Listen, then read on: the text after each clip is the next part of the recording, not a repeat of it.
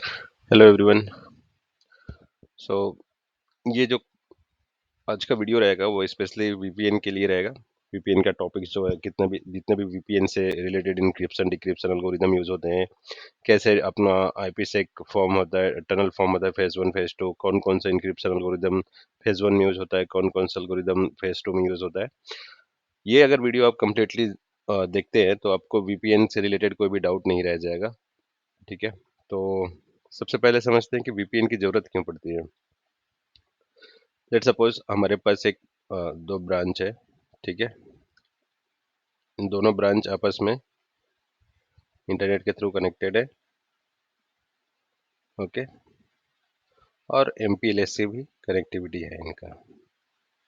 ठीक है, तो जब एमपीएलएस है हमारे पास सिक्योर कम्युनिकेशन के लिए, तो फिर हमारे पास टनल की जरूरत क्यों पड़ रही है हमें, राइट। सो पहले जरूरत समझते हैं और फिर उसके बाद समझेंगे कि आईपीसेक हमें क्या क्या फैसिलिटी प्रोवाइड कराता है। सबसे पहले रहेगा एमपीएलएस जो है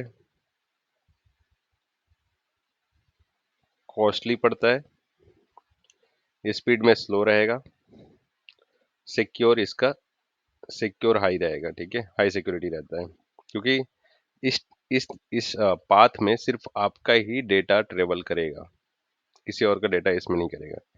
लेकिन वही बात करें इंटरनेट की, तो इंटरनेट में इंटरनेट इज ओपन, राइट। तो सबके लिए ओपन है वो। तो इंटरनेट में मिलियंस ऑफ डेटा ट्रेवल कर रहे हैं एट अ टाइम। सो वहां पर आप इसको पब्लिक नेटवर्क में आप सिक्योर नहीं बोल सकते। तो इंटरनेट की बात करते हैं, जब इंटरनेट है हमारे पास तो फिर एमपीएलएस क्यों। तो इंटरनेट हमारा चीपर प्राइस वाइज अगर देखें तो वो चीपर है, ये फास्ट है स्पीड में। सिक्योर की जगह में यहाँ पर क्या होगा, अनसिक्योर है। ठीक है, अनसिक्योर है। जब दो facility, first of all budget wise देखें तो प्राइस आपका कम है, स्पीड वाइज देखें तो फास्ट है, लेकिन सिक्योरिटी हमारे लिए मेन मेजर होता है। तो जब सिक्योर नहीं है तो फिर हम इसको सिक्योर करने के लिए हम क्या करते हैं, आईपीसेक वीपीएन का यूज करते हैं। आईपीसेक वीपीएन का सर्विसेज लेते हैं। ठीक है, अब आईपीसेक वीपीएन हमें क्या क्या सर्विस प्रोवाइड कराता है। सो पहला कराता है कॉन्फिडेंशियलिटी, दूसरा होता है इंटीग्रिटी,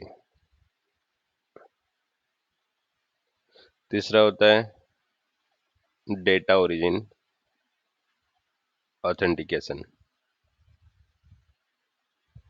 चौथा होता है आपका एंटी रिप्ले। कॉन्फिडेंशली कॉन्फिडेंशियलिटी ये क्या कराता है, by using algorithm, encryption algorithm, जैसे कि आपका एईएस, डेस, थ्री डेस। ये एल्गोरिदम आप में से कोई भी एक आप यूज कर सकते हो। इस एल्गोरिदम के थ्रू, इस एल्गोरिदम के हेल्प से आपका कॉन्फिडेंशियलिटी प्रोवाइड होता है। ठीक है, आपका डेटा इनक्रिप्ट हो जाता है।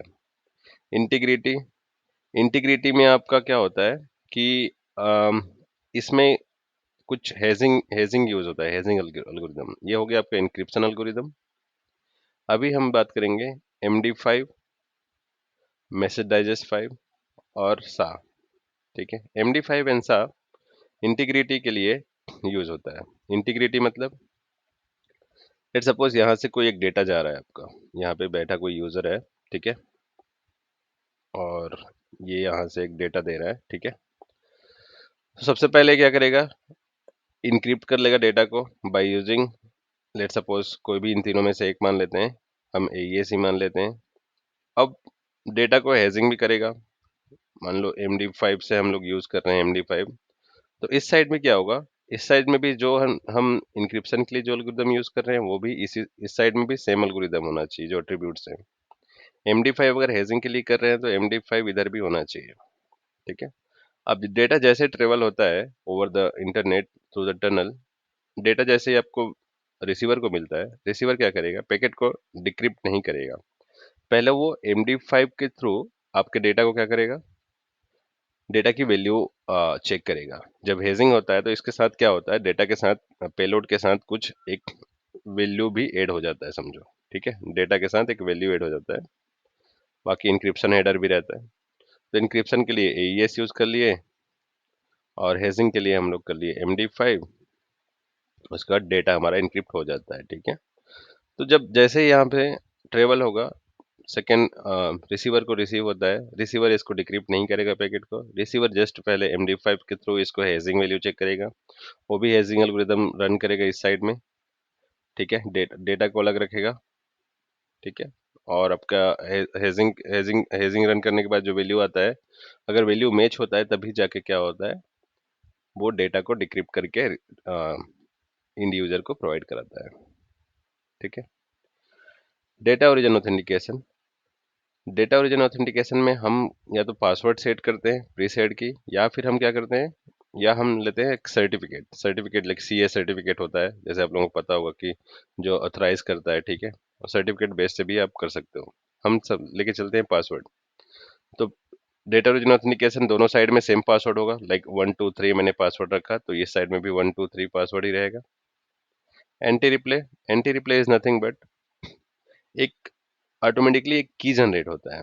जब भी डेटा ट्रेवल होता या टनल एस्टेब्लिश होता है, तो एक की ऑटोमेटिकली जनरेट होगा, जिसे हम लोग पब्लिक की बोल सकते हैं, ठीक है। पब्लिक की हर टाइम जब भी टनल एस्टेब्लिश होगा ये ऑटोमेटिकली जनरेट होगा। तो पब्लिक की का जो लाइफ टाइम होगा, लेट सपोज मैंने रख लिया 1 मिनट का, ठीक है। तो इधर भी क्या होगा, 1 मिनट का होना चाहिए वो। अगर यह इससे अगर लेट होता है और डिवाइस को मिलता है जैसे ही, वो पहले इसका चेक करेगा कि कहीं ड्यूरिंग द ट्रांसमिशन ये कहीं अल्टर तो नहीं हुआ है डेटा, वो चेक करेगा, ठीक है। तो एंटी रिप्ले अगर मान लो कोई हैकर को पता चल भी जाता है कि इसका की क्या है, ठीक है। तो की क्या है करके अगर उसको पता चल भी जाता है, तो उसको ब्रेक करने में क्या होगा, उसको टाइम लगेगा। तो ऐसा पॉसिबल नहीं कि वो एक ही मिनट में उसको ब्रेक कर ले, है ना। तब तक फिर नेक्स्ट नेक्स्ट टनल बनेगा, 1 मिनट के बाद ये एक्सपायर हो जाएगा, फिर दूसरा बार करेगा तो दूसरा ऑटोमेटिकली एक पब्लिक की जनरेट होगा, ठीक है। तो ये रहा आपका क्या आईपीसेक की जरूरत क्यों पड़ी, आईपीसेक क्या क्या सर्विस हमें प्रोवाइड करती है ना। अब बात करते हैं वन बाय वन, कॉन्फिडेंशियलिटी की बात करेंगे पहले, फिर इंटीग्रिटी की बात हम लोग ऐसे ऐसे ऑलरेडी बात कर चुके, है ना। और फिर डेटा ओरिजिन ऑथेंटिकेशन की बात कर चुके, एंटी रिप्लाई के लिए बात कर चुके। अब हम बात करेंगे आगे वाले आने वाले टाइम पे AES DES 3 DES, one by one चलेंगे। MD5 के बारे में बात करेंगे, सा के बारे में बात करेंगे, और आपका PSK के बारे में बात करेंगे, सर्टिफिकेट के बारे में बात करेंगे, और टनल फॉर्म कैसे होगा, एंटी रिप्ले कैसे होता है, इसके बारे में बात करेंगे, है ना। Just a minute.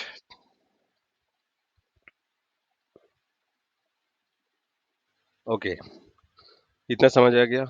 अब हमें क्या करना है, आईपी से कौन कौन सा प्रोटोकॉल यूज करता है ना। आईपी से एक प्रोटोकॉल यूज करता है आपका, just a minute,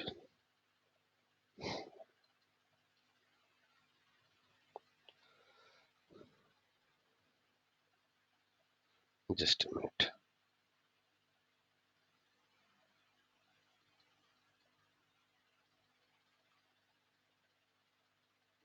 okay, so IP से एक 3 प्रोटोकॉल यूज करता है टनल फॉर्म करने के लिए। पहला है IKE, इसके 2 वर्जन होते हैं, V1 एंड V2। उसके बाद होता है आपका AH, उसके बाद होता है आपका आपका हो जाएगा सिक्योरिटी, इसके बाद हो जाएगा आपका AH के बाद ESP हो जाएगा, इनकैप्सुलेशन सिक्योरिटी पेलोड। ओके, अब यहाँ पे जैसे कि मैंने बताया कि आईपीसेक कॉन्फिडेंशियलिटी इंटीग्रिटी प्रोवाइड कराता है, डेटा ओरिजिन ऑथेंटिकेशन सर्विस देता है, एंटी रिप्ले देता है। तो हम एज की बात करें तो एज कॉन्फिडेंशियलिटी सपोर्ट नहीं करता, बाकी तीनों फैसिलिटी सपोर्ट करता है। ईएसपी की बात करें तो कॉन्फिडेंशियलिटी भी देता है, इंटीग्रिटी भी देता है, डेटा ओरिजिन ऑथेंटिकेशन भी सपोर्ट करता है, एंटी रिप्ले भी सपोर्ट करता है, ठीक है। अब हम ये जो दोनों प्रोटोकॉल हैं, ये हम टनल जब फेज 2 इस्टेब्लिश करेंगे तब ये यूज करते हैं, ठीक है। ये जो IKE है, ठीक है, आईकेई के 2 वर्जन है, और IKE का मोड जो है, IKE के कुछ मोड होते हैं, है ना। फेज 1, एंड फेज 2, ठीक है। और इसके आई के ये फेज 2 के लिए यूज हो जाएगा, ये फेज 1 के लिए यूज हो जाएगा आई के। अब इसके दो और मोड होते हैं, ठीक है। आपके आई के दो मोड होते हैं, जैसे कि आपका अगर बात करते हैं एक होता है आपका मेन मोड, एक होता है आपका एग्रेसिव मोड, एक होता है आपका क्विक मोड, ठीक है। मेन मोड और एग्रेसिव मोड आपके फेज 1 में यूज होते हैं, इसके बारे में हम डिटेल में डिस्कस करेंगे अभी। क्विक मोड आपका फेज 2 के लिए यूज होता है, ठीक है। आप एट ए टाइम दोनों यूज नहीं कर सकते, या तो आप मेन मोड से टनल क्रिएट करेंगे या तो फिर एग्रेसिव मोड से टनल करेंगे। अब मेन मोड और एग्रेसिव मोड क्या होता है मैं अभी बता देता हूं आपको। मेन मोड में क्या होता है, अगर बात करते हैं मेन मोड की, मेन मोड में 6 मैसेज सेंड होता है, ठीक है। 6 मैसेज सेंड होता है सेंडर और रिसीवर के बीच में। क्या क्या मैसेज होगा आपका, सबसे पहले लेट सपोज से ब्रांच 1 है, तो ब्रांच 1 अपने आपको क्या करेगा, अपना डिटेल इसको ये इनिशिएट कर रहा है समझो, तो ये सेंडर प्रपोजल बोल सकते हैं इसको हम लोग, सेंडर प्रपोजल। अब सेंडर प्रपोजल के अंदर में क्या क्या रहेगा, ऑथेंटिकेशन रहेगा आपका, ठीक है। और आपका आपका हेजिंग रहेगा, ठीक है। आपका इंक्रिप्शन रहेगा, आपका लाइफ टाइम रहेगा, ठीक है। और क्या हो सकता है इसमें, लाइफ टाइम रहेगा, हेजिंग रहेगा, इंक्रिप्शन रहेगा और डीएच रहेगा आपका, डेफी हेलमैन ग्रुप, ठीक है। लेट सपोज कि ऑथेंटिकेशन के लिए, ऑथेंटिकेशन में मैंने इसको भेजा, ऑथेंटिकेशन में मैंने भेजा 1 2 3, हेजिंग में मैंने रखा है इसको, हेजिंग में रखा मैंने सा, ठीक है। इंक्रिप्शन में मैंने रख लिया एईएस, लाइफ टाइम दे दिया 1800 सेकेंड, डीएच में रखा मैंने MD5, ठीक है। डेफी हेलमैन में रखा है MD5, ठीक है। तो ये जो डेटा जब मिलेगा, ये जो डिटेल जब रहेंगे हमारे किसमें, आपका सेंडर प्रपोजल में। अब रिसीवर ब्रांच 2, ठीक है, ब्रांच 2 इसको रिसीव करेगा, ठीक है। ऑथेंटिकेशन से अपने आप को चेक करेगा कि जो ऑथेंटिकेशन इसका है, जो मुझे मिल रहा है, क्या मेरे पास भी सेम ऑथेंटिकेशन है।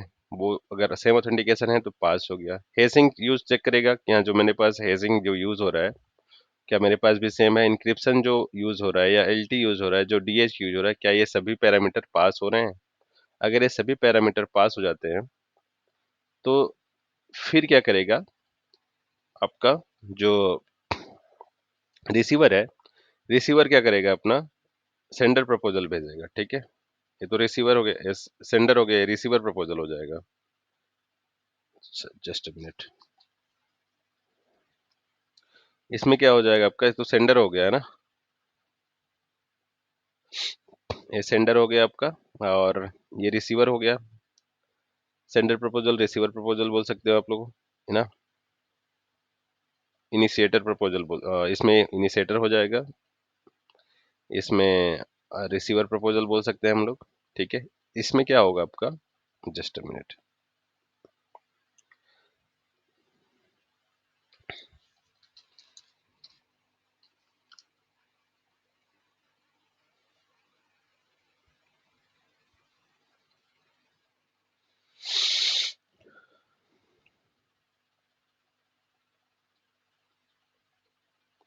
ओके। अब ये क्या करेगा, ये भी एक भी क्या करेगा, ये भी अपना प्रपोजल भेजेगा, ठीक है। Just a minute guys, sorry. ये भी अपना क्या करेगा, प्रपोजल भेजेगा, किसको, सेंडर को।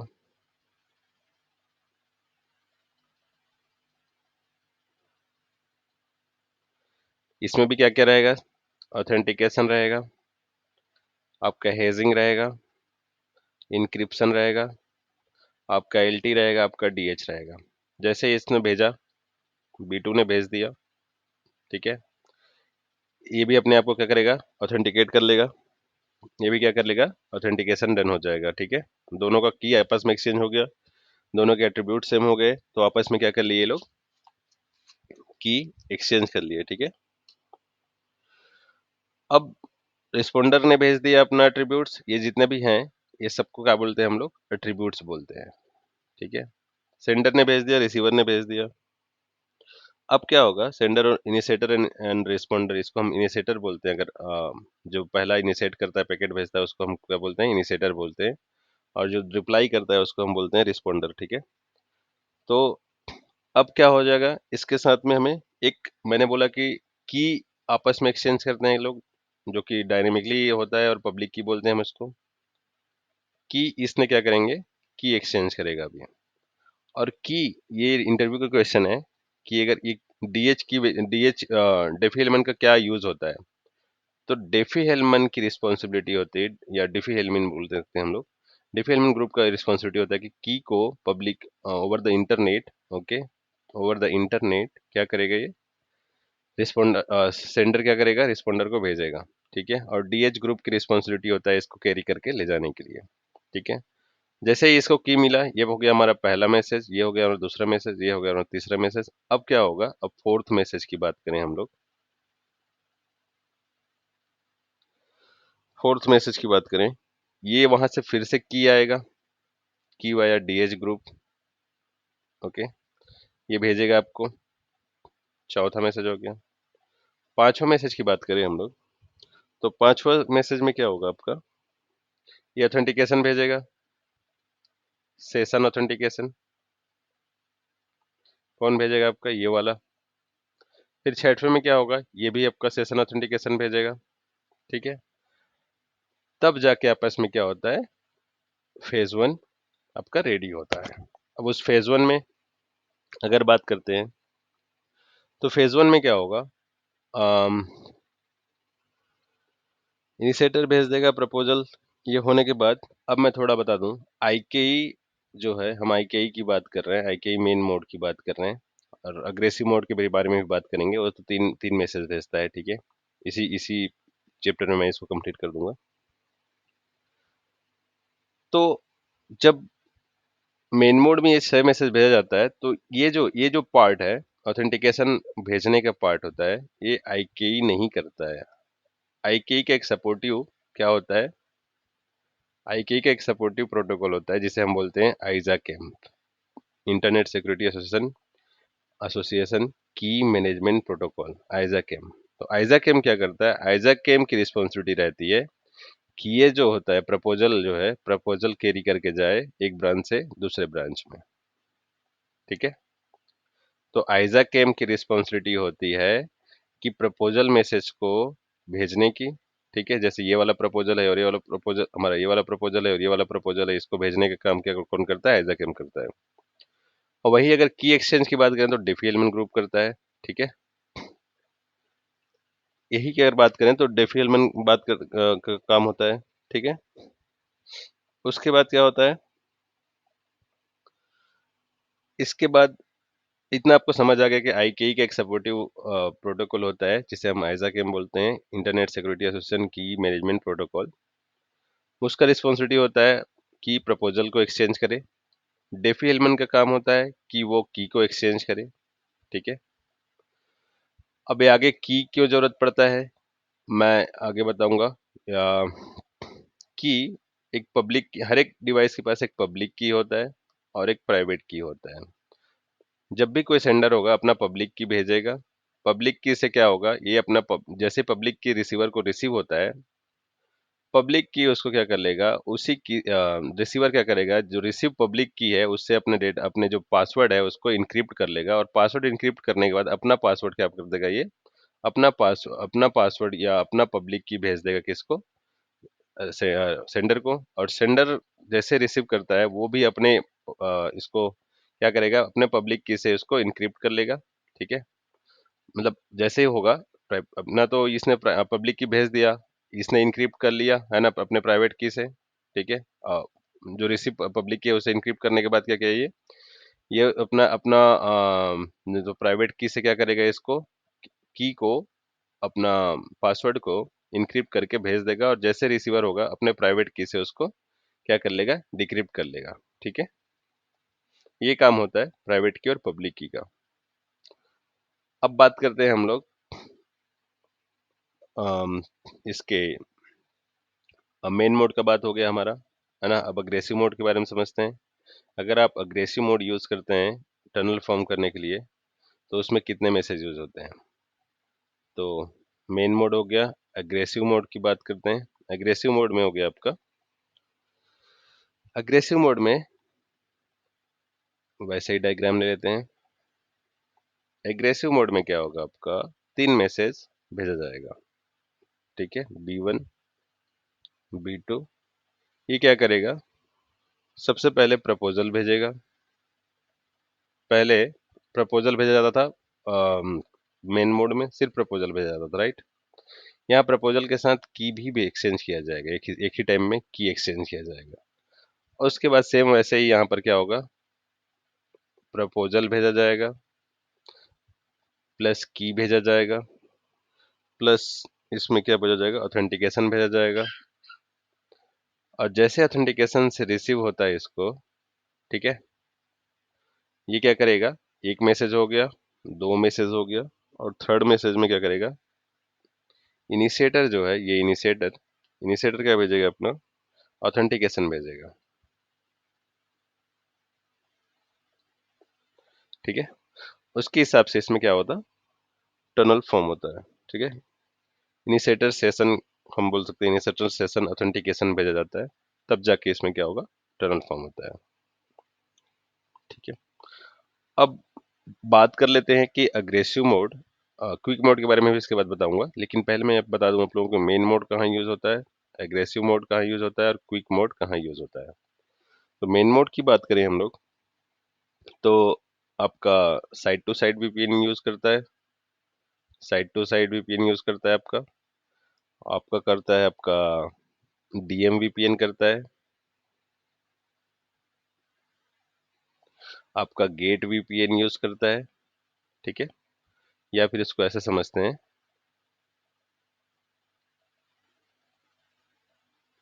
इसको मैं थोड़ा क्लीन कर लेता हूँ, ठीक है। अभी बात करते हैं हम लोग, हमारे पास वीपीएन के टाइप कितने हैं, साइड टू साइड वीपीएन, हमारे पास है डीएम वीपीएन, हमारे पास है गेट वीपीएन, हमारे पास है रिमोट एक्सेस वीपीएन, ठीक है। तो साइड टू साइड में वर्क करता है मेन मोड में by default, DM VPN work करता है मेन मोड में बाय डिफॉल्ट, गेट वीपीएन भी वर्क करता है मेन मोड में बाय डिफॉल्ट। रही बात रिमोट एक्सेस की, बात करें तो रिमोट एक्सेस वर्क करता है आपका एग्रेसिव मोड पे, ठीक है। आई बिलीव कि इतना आपको समझ आ गया होगा कि टनल कैसे फॉर्म होता है, और कितने मोड होते हैं, कितने मैसेज भेजा जाता है, और ऑथेंटिकेशन क्या होता है ना। ये सारा चीज आपको क्लियरिटी हो गया होगा, ठीक है। अब थोड़ा क्विक मोड के बारे में बात कर लेते हैं। क्विक मोड की बात करें तो, not quick this one, quick mode की बात करना है हमें। तो वैसे ही एक ब्रांच मान लो, यहाँ पर आपका B1 है, इधर आपका B2 है, इधर आपका B3 मान लेते हैं, ठीक है।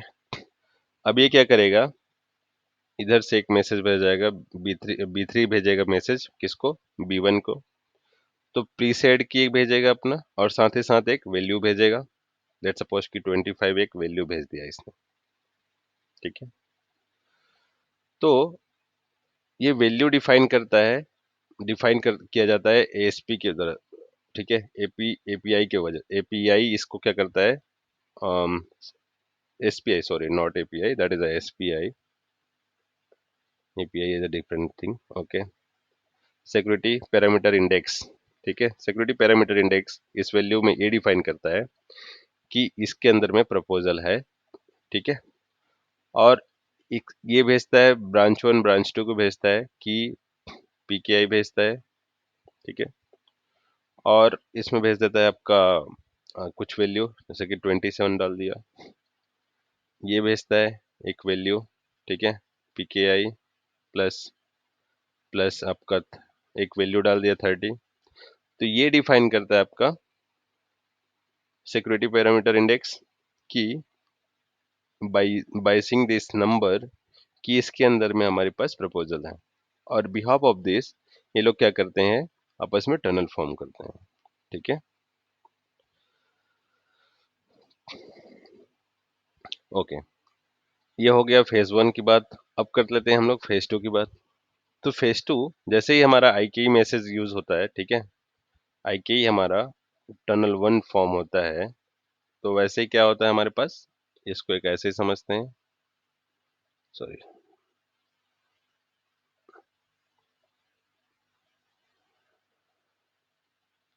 ये हो गया आपका फेज वन। ये क्या होता है आपका बाई डायरेक्शनल होता है, मतलब दोनों आपस में एक्सचेंज करेंगे, इसे हम बाई डायरेक्शनल बोलते हैं। अब इसमें आईकेई का फेज वन हम लोग समझ चुके हैं कि कौन कौन सा पैरामीटर यूज होता है। ठीक है, अब हम बात करते हैं फेज टू की। रिमेंबर, फेज टू जो है फेज वन के ऊपर डिपेंड रहता है। अगर फेज वन डाउन हो गया तो फेज टू अप होते हुए भी डेटा ट्रेवल नहीं करा सकता, क्योंकि फेज वन ही है जो कि सिक्योरिटी प्रोवाइड कराती है। ठीक है, एक लेयर ऑफ सिक्योरिटी है। ओके, अब यहाँ पे करते हैं, हम फेज टू की बात करते हैं। तो फेज टू क्या होता है, यूनिडायरेक्शनल होता है। ठीक है, एक सेंड के लिए, एक रिसीव के लिए, ये क्या कराता है, यूनिडायरेक्शनल होता है। ठीक है, अब इसमें क्या क्या होता है, तो ये यूज करेगा आपका, जैसे कि मैंने बताया कि आईके दो दो प्रोटोकॉल वर्क, एपीसेक दो प्रोटोकॉल पे, तीन प्रोटोकॉल पे वर्क करता है। एक तो आईके पे, और दूसरा ईएसपी पे बताया था मैंने, और एएच पे बताया था, इनकैप्सुलेशन सिक्योरिटी पेलोड और ऑथेंटिकेशन हेडर। ये दो प्रोटोकॉल आपका फेज टू यूज करता है। ठीक है, या तो ईएसपी यूज होगा या तो एएच यूज होगा। ओके, हम फेज टू के बारे में और डेप्थ में जाएंगे आने वाले वीडियो, आने वाले स्लाइड्स पे। ठीक है, लेकिन मैं अभी आपको सिर्फ इतना बता रहा हूँ कि फेज वन कैसे फॉर्म होता है, फेज टू कैसे फॉर्म होता है, कौन सा एल्गोरिदम यूज होता है। आई बिलीव कि इतने में आप लोगों को बहुत चीज़ों की क्लैरिटी हो चुकी होगी। ठीक है, अभी हम बात करते हैं, अभी हम बात करेंगे टनल की। अब ये जो बनता है फॉर्म, ये हमारा क्या हो गया, टनल ही होता है। ठीक है, तो हमें मेन मोड देख लिए हम लोग, अभी तक क्या क्या देख लिए, requirement of IPsec,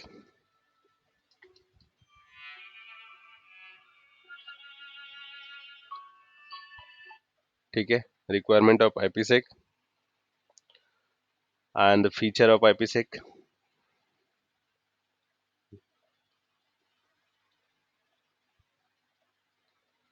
feature of IPsec, जिसमें हम लोग देख लिए कि आपका इन confidentiality, integrity, data origin authentication and anti replay. ठीक है, हम इसको, इसके बारे में आइजाकेम के बारे में समझ गए, प्रपोजल के बारे में समझ गए, इंक्रिप्शन के बारे में, इंक्रिप्शन एल्गोरिदम, हेजिंग एल्गोरिदम है ना, DH value, life time authentication, authentication का टाइप प्रीसेट की हो सकता है, आपका सर्टिफिकेट हो सकता है, वो हमने देख लिए। कि आईकेई के लिए सपोर्टिव प्रोटोकॉल है आइजाकेम, वो भी हम लोग समझ गए। डीएच की रिस्पॉन्सिबिलिटी क्या होती है वो हम लोग समझ लिए, है ना। आपके आईकेई के मोड कितने होते हैं, मेन मोड क्या होता है, एग्रेसिव मोड क्या होता है, वो समझ लिए। ठीक है, और साथ में हम लोग समझ लिए कि हमारा मेन मोड में कितने मैसेज होते हैं, क्विक मोड में कितने, एग्रेसिव मोड में कितने यूज होते हैं, मेन मोड कौन कौन से टाइप ऑफ वीपीएन यूज करता है, एग्रेसिव मोड कौन कौन से टाइप ऑफ वीपीएन यूज करता है, क्विक मोड के लिए एसपीआई क्या होता है, सिक्योरिटी पैरामीटर इंडेक्स क्या होता है, ये समझ गए, है ना।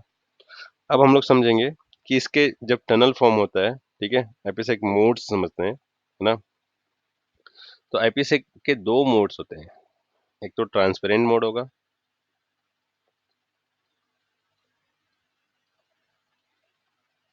ट्रांसपेरेंट मोड होगा, दूसरा आपका क्या होगा, टनल मोड। ट्रांसपेरेंट मोड में क्या होता है, जब कोई पैकेट, ठीक है, लेट सपोज कि एक पैकेट है, ओके, ये एक पैकेट हो गया, पैकेट के अंदर में आपका पेलोड है, मतलब डेटा, ठीक है, और ये हो गया आपका आईपी हेडर। तो जब ट्रांसपेरेंट मोड में हमारा क्या किया जाता है, डेटा को इनक्रिप्ट किया जाता है, डेटा मतलब पेलोड ही इनक्रिप्ट किया जाता है। ठीक है,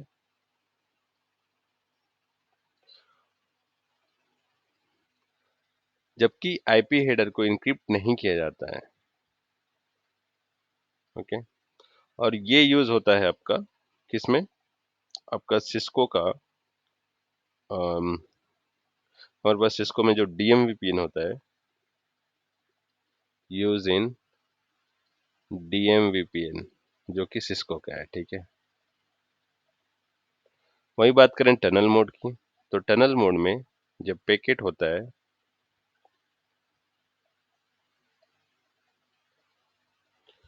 पैकेट का क्या होता है, एक पेलोड होता है और एक आईपी हेडर होगा सेम। तो इसमें क्या किया जाता है, इसमें पेलोड को भी इनक्रिप्ट किया जाता है और आईपी हेडर को भी इनक्रिप्शन किया जाता है। ठीक है, जिसे हम लोग करते हैं साइड टू साइड वीपीएन में यूज करते हैं, रिमोट एक्सेस वीपीएन में यूज करते हैं, आपका गेट वीपीएन में यूज करते हैं। ठीक है, तो ये रहा हमारा मोड्स। एक हो गया ट्रांसपेरेंट मोड, दूसरा हो गया आपका टनल मोड। ठीक है, इसके बारे में हम लोग देखेंगे। इसके बाद हमारे पास क्या बच गया, इसके मोड्स के बारे में आपके पास बच जाता है डीएच ग्रुप। ठीक है, डेफी एलिमेंट ग्रुप क्या होता है उसके बारे में समझ लेते हैं। हमने तो पेलोड में अभी उसको देख ही लिया है ना, कि हमारा लाइक प्रपोजल में हम लोग देख ही समझ ही लिए कि डीएच ग्रुप क्या होता है। लेकिन हम उसको अगर डेप्थ में जाना चाहें कि डेफी एलिमेंट ग्रुप क्या होता है, ठीक है, तो डीएच ग्रुप में होता है आपका, डीएच ग्रुप की रिस्पॉन्सिबिलिटी तो ये समझ लो कि आपको की एक्सचेंज करने के लिए वो यूज होता है। ठीक है, की एक्सचेंज होता है। ओके, अब की एक्सचेंज में कैसे समझें इसको, तो डीएच ग्रुप, डीएच ग्रुप की लेट सपोज आपके पास एक ब्रांच है,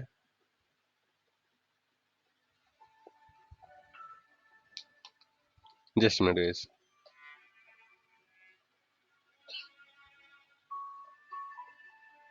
ओके, तो हम क्या कर रहे थे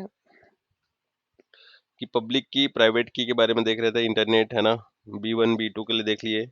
आपका पब्लिक की हम लोग पब्लिक B1 के लिए हो गया ना, हम B2 के लिए बात करते हैं। सो B2 हमारा क्या करेगा,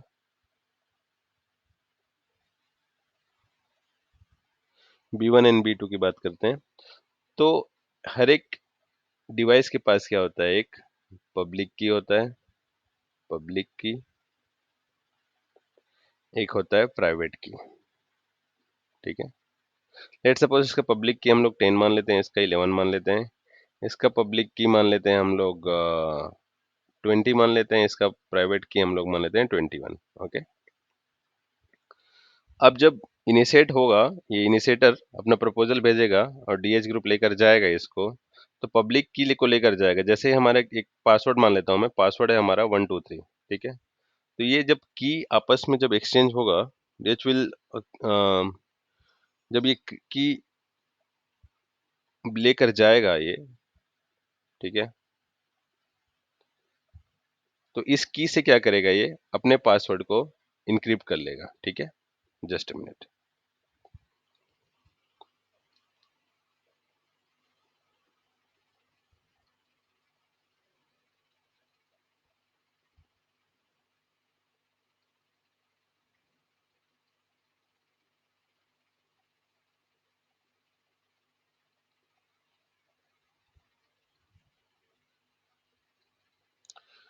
just a minute, colour change कर लेता हूं मैं।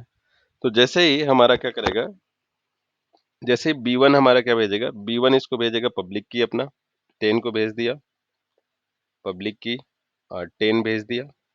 ठीक है, और इसको पब्लिक की 10 जैसे ही मिलते ही इसमें क्या हो जाएगा, आपके पास जैसे ही मिला इसको,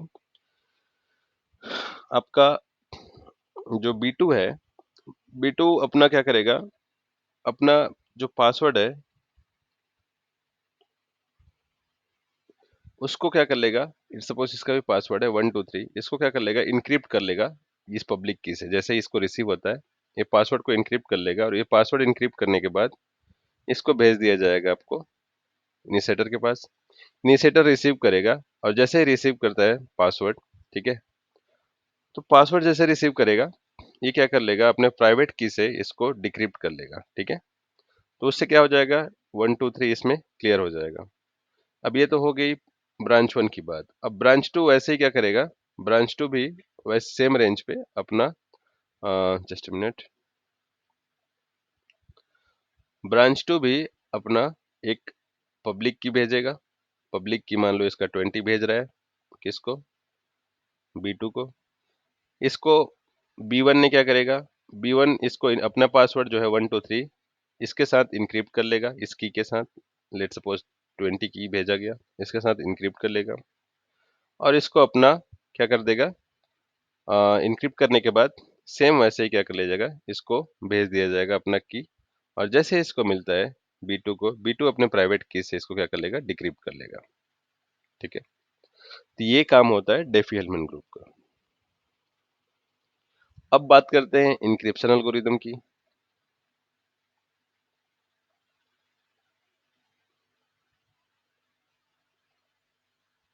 इंक्रिप्शन एल्गोरिदम में जैसे कि मैंने बताया था कि हमारे पास इसमें दो टाइप के होते हैं, सिमेट्रिक,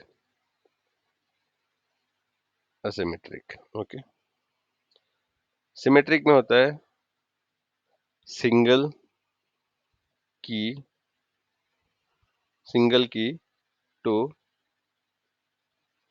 इनक्रिप्ट और decrypt, single key to encrypt and decrypt. Okay, just single key to encrypt and decrypt their data. Okay,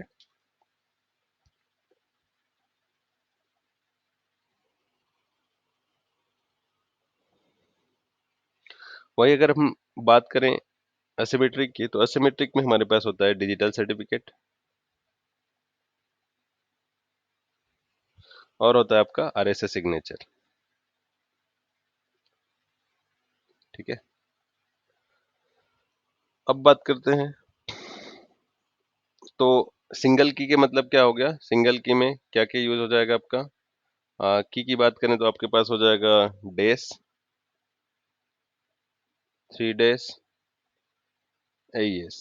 ठीक है, यही यूज होता है सिंगल की टू इनक्रिप्ट। या तो वो डेस यूज करेगा, वो 3 डेज यूज करेगा, या AES करेगा। वैसे ही डिजिटल सर्टिफिकेट में हमारे पास, मतलब असिमेट्रिक में हमारे पास डिजिटल सर्टिफिकेट यूज करेंगे या तो फिर RSA सिग्नेचर यूज करेंगे इंक्रिप्शन और डिक्रिप्शन के लिए। ठीक है, अब बात करते हैं हम लोग प्रीसेड की, प्रीसेड की। ओके, PKI बोलते हैं उसको, प्रीसेड, पब्लिक की इंटर, सॉरी, पब्लिक की इंफ्रास्ट्रक्चर बोलते हैं इसको, PKI।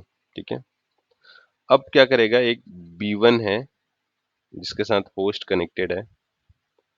ठीक है, ये इंटरनेट से कनेक्टेड है, और एक B2 है। ठीक है, होस्ट क्या करेगा, एक RSA की जनरेट करेगा।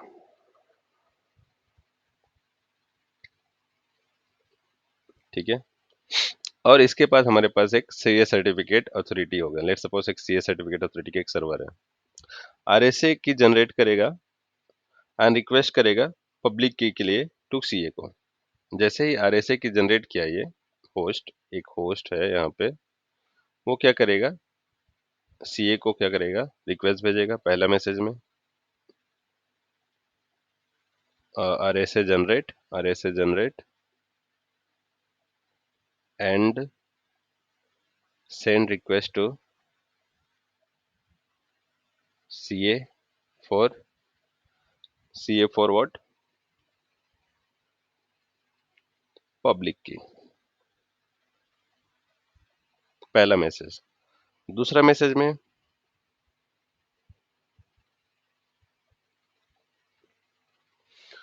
Host generate certificate request and send to CA। Host again क्या करेगा, एक सर्टिफिकेट जनरेट करेगा और CA को भेज देगा। ठीक है, होस्ट विल जनरेट सर्टिफिकेट की, certificate and certificate request and send to CA। पहला क्या कर रहा है, जनरेट कर रहा है अपना RSA हम क्या बोल सकते हैं इसको, host will generate RSA signature generate करेगा और उसके बाद भेज देगा इसको सीए के पास। फिर होस्ट क्या करेगा, जनरेट करेगा एक सर्टिफिकेट और सर्टिफिकेट को सिग्नेचर के लिए भेज देगा सीए को। अब सीए क्या करेगा इसमें, सीए एक साइन करेगा, ठीक है, सीए साइन करेगा सर्टिफिकेट पे, ठीक है। CA will sign the certificate with own public private key, with own private key, okay. ये हो गया आपका थर्ड मैसेज। अब फोर्थ मैसेज के लिए बात करें, ठीक है, सॉरी ये सेकंड मैसेज में हमारे पास क्या होगा, ये सेकंड हो जाएगा हमारे पास, ये थर्ड हो जाएगा, ये फोर्थ हो जाएगा। सेकंड मैसेज में क्या होता है, सीए क्या करता है, सीए अपना क्या करेगा, सेंड करेगा पब्लिक की, किसको करेगा, होस्ट को। सीए आरएसए जनरेट करेगा, होस्ट क्या करेगा, आरएसए जनरेट करेगा एंड रिक्वेस्ट भेज देगा सीए को। पहला मैसेज, जस्ट पहला मैसेज पब्लिक। अब सीए क्या करेगा, अपना पब्लिक की भेज देगा होस्ट को, दूसरा मैसेज, पहला मैसेज, दूसरा मैसेज। अब होस्ट क्या करेगा, एक सर्टिफिकेट जनरेट करेगा उस पब्लिक की से और भेज देगा सिग्नेचर के लिए किसको, सीए को। चौथा में क्या करेगा, सीए क्या करेगा, अपने प्राइवेट की से उसको सिग्नेचर करके भेज देगा किसको, भेज देगा किसको, होस्ट को। और होस्ट क्या करेगा इसमें, होस्ट क्या करेगा, सेव कर लेगा, सेव द सर्टिफिकेट, ओके। यही क्या करेगा, हमारा जो सर्टिफिकेट है, certificate will use for secure communication और ऑथेंटिकेशन, ठीक है, for secure communication and authentication, ठीक है, ओके। ये हो गया हमारा पीकेआई के बारे में। अब हम क्या बात करेंगे, प्रीसेड की के बारे में बात करेंगे, प्रीसेड की, ओके, पीएस के। पहला था पीकेआई, अब हम बात करेंगे प्रीसेड के। प्रीसेड की में क्या होता है, वही हमारा डायग्राम हो जाएगा। एक B1 हो गया, एक B2 हो गया, इंटरनेट हो गया, और ये भेज दिया अपना 2 ब्रांच कनेक्टिविटी हो गया। इसका पीआर आईपी हो गया, लेट सपोज हमने डाल दिया इसको 101.1.100, इसको हमने डाल दिया 102.1.1.100। इसका हमने क्या कर दिया, पीआर आईपी, पीआर जो है एक मैसेज जाएगा पीआर आईपी। ये काम होगा बिफोर ट्रांसमिटिंग द डेटा, है ना। Before transmitting the data, data in forming both the branch there PR IP and PSK, ठीक है। डेटा शेयर होने के पहले एक क्या करेंगे, डेटा शेयर होने के पहले आपस में अपना पीआर आईपी भेज देंगे और इसका प्रीसेड की भेज देंगे, ठीक है। पीआर आईपी हमारा क्या हो गया, इसके लिए हो जाएगा 102.1.1.100 और प्रीसेड की मैंने डाल दिया कि मेरा नाम डाल देता हूँ महेश। इधर भी मैंने डाल दिया प्रीसेड, पीआर आईपी डाल दिया मैंने 101.1.100, इसके लिए पीआर आईपी ये हो जाएगा और B1 के लिए पीआर आईपी ये हो जाएगा, और पीएस के मैंने डाल दिया महेश, ठीक है।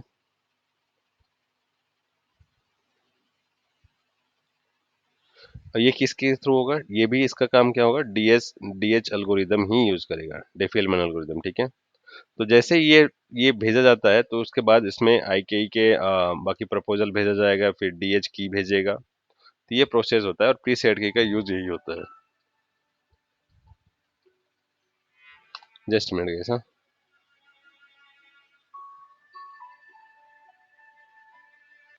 सॉरी। तो अभी हम बात करेंगे, ये होने के बाद हमारे पास क्या बच गया अभी, अब ऑथेंटिकेशन हेडर की बात करते हैं।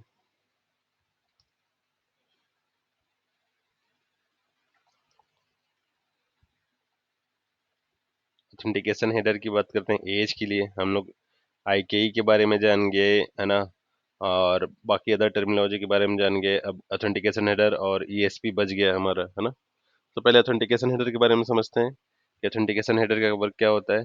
तो एज ऑथेंटिकेशन हेडर ये क्या करता है, ये क्या क्या सपोर्ट करता है पहले वो देख लेते हैं। जैसे कि मैंने बताया था पहले कि ये कॉन्फिडेंशियलिटी सपोर्ट नहीं करता, इंटीग्रिटी सपोर्ट करता है, डाटा ओरिजिन ऑथेंटिकेशन सपोर्ट करता है, एंटी रिप्ले सपोर्ट करता है। ठीक है।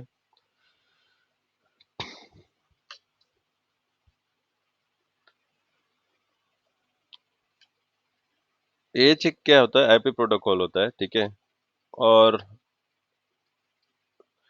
ये क्या करता है, आईपी हेडर के साथ साथ आपका क्या हो जाएगा यहाँ पर, एक 51 एक नंबर ऐड कर देगा। ठीक है, अंदर में। ओके। और उसके बाद एएच अपना ऐड कर लेगा। तो इसका 51 का मतलब होता है, ठीक है, 51 डिफाइन करता है कि यहाँ पे आईपी प्रोटोकॉल नंबर, ये जो आईपी प्रोटोकॉल नंबर डिफाइन करता है कि this is using by there is AH. Okay. और इसका कोई ज्यादा यूज नहीं है।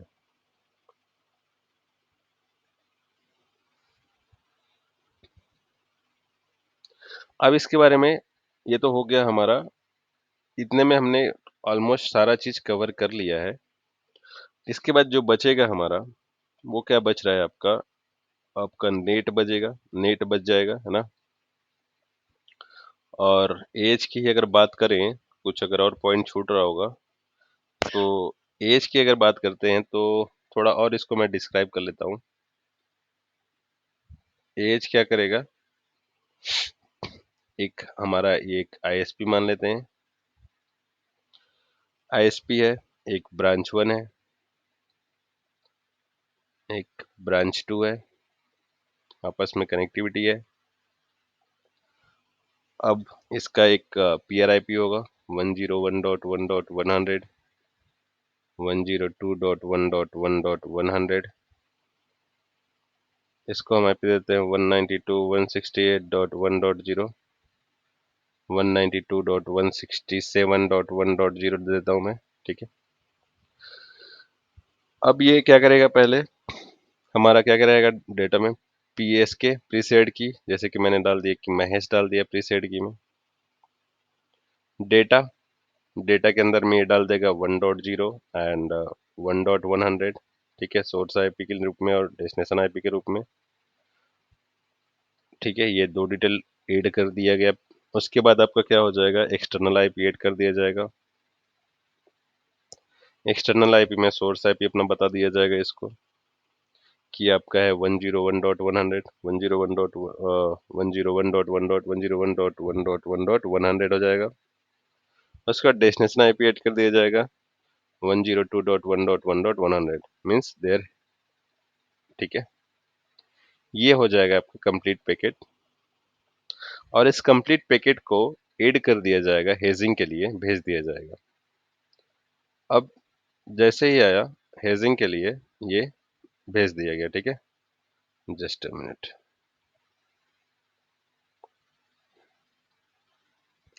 इसको भेज दिया गया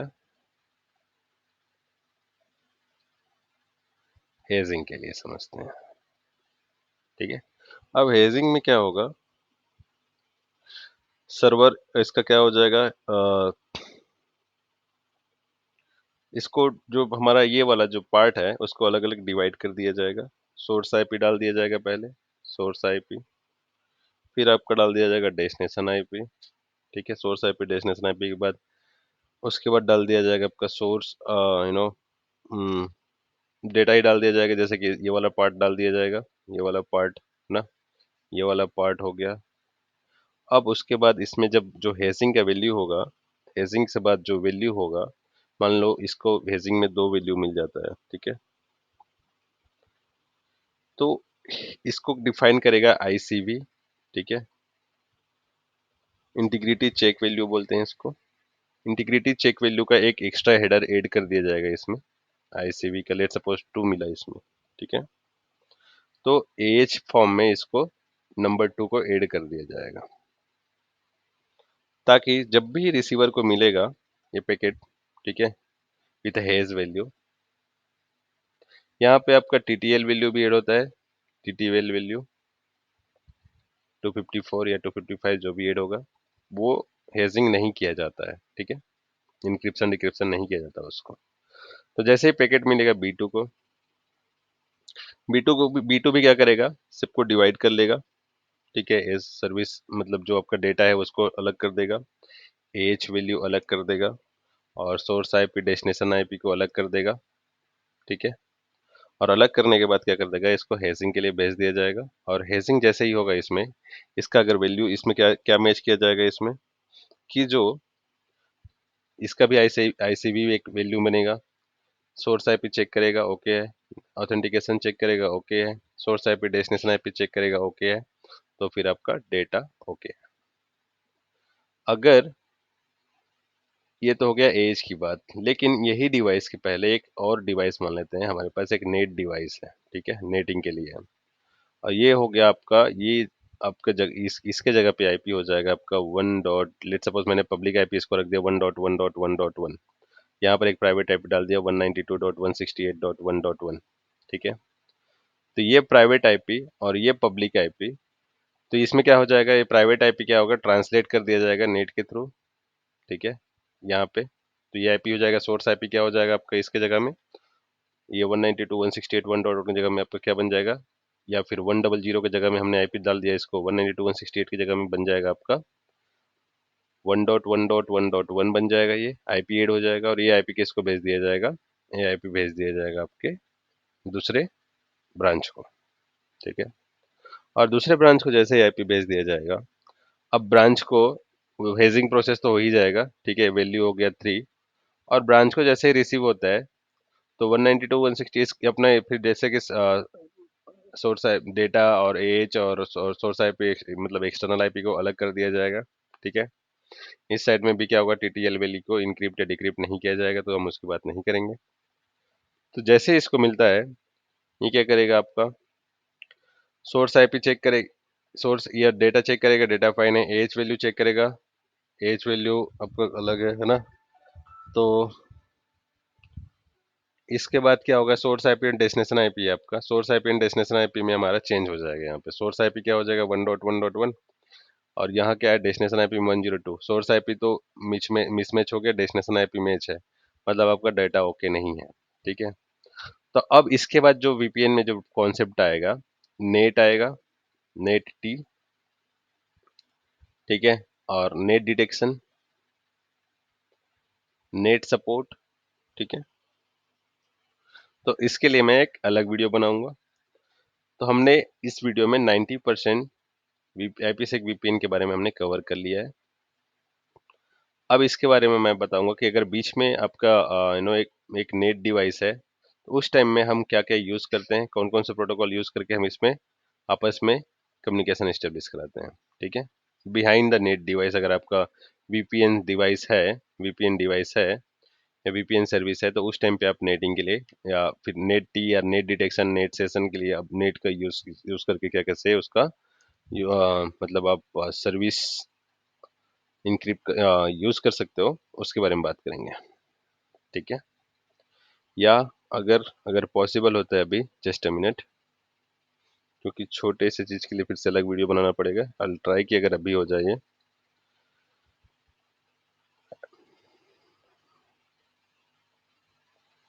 ओके, तो हमने पढ़ लिया ऑलमोस्ट सभी चीज़, और नेट के बारे में अगर बात किया जाए, नेट टी सपोर्ट कौन करता है, net T support, net T detection के बारे में, जस्ट अ मिनट। अच्छा, ये हमने एज के बारे में बात किया अभी, तो अब ईएसपी के बारे में भी बात कर ही लेते हैं। ईएसपी, ठीक है, इनकैप्सुलेशन सिक्योरिटी पेलोड। तो इसमें क्या होगा आपका, एक ब्रांच वन है, वैसे ही समझते हैं इसको, इंटरनेट लेते हैं, एक बी वन है, एक हो गया आपका बी टू, और बी वन और बी टू में क्या होगा आपका, आपका कम्युनिकेशन हो जाएगा, लेट सपोज इसका 192.168.1.1, इसको हम लोग लिखते हैं 1.2, इसको हम लोग लिखते हैं इसके इसके साथ हमारे पास क्या हो जाएगा, एक this is our B one, just minute, इसको ऐसे नहीं समझा जाएगा, ये हो गया हमारा वन, और ये कवर हमारे पास है वीपीएन डिवाइस, ओके। और इसमें ओवरऑल मेरे कहने का मतलब है ईएसपी क्या है, नेट सपोर्ट करता है और एच नेट सपोर्ट नहीं करता है, यही मैं बोल सकता हूँ, ठीक है। जो कि वहाँ पर क्या होगा, source IP destination IP change हो जा रहा है।